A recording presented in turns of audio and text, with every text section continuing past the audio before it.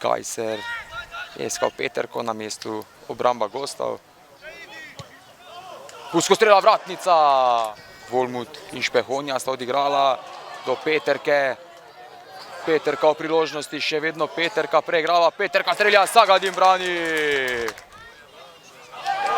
Volmut je izgubil žogo v izjemno neugodnem položaju za svojo ekipo. Strelom je poskusil Kac.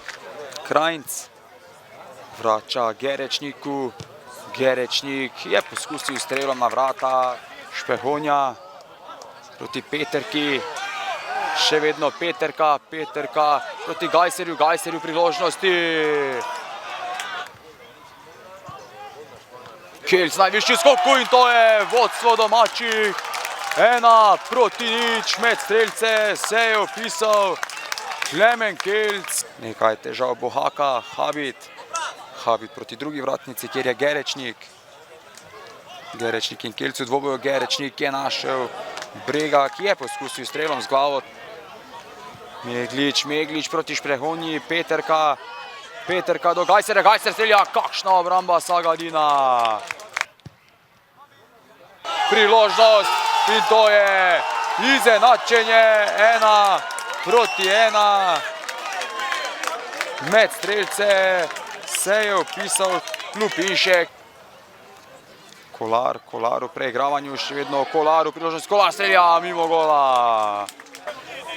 Gerečnik mimo Špehonje proti Bohaku. Klajderič v priložnosti. Breg strelja in to je 1-2. Med strelce se je vpisal kapetan gostujoče zasedbe Breg. Izjemna akcija, Starš. Petrovič pred vrata. Priložnost za domače. Peterka se je znašel v njej. V bloku je bil Klajderič. Špehonja. In tako je glavni sodnik srečanja je medtem odpiskal konec derbija četrtega kroga.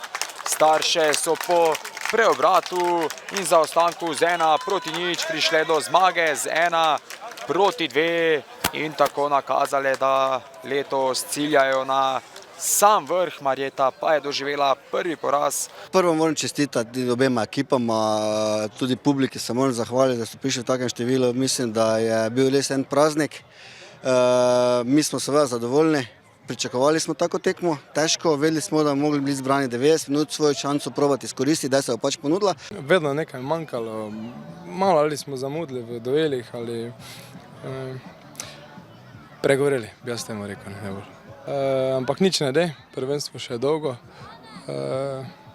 tako da točke bomo iskali drugot. Naslednji teden že nas čaka že naslednji derbi, že proti Braunschweigu.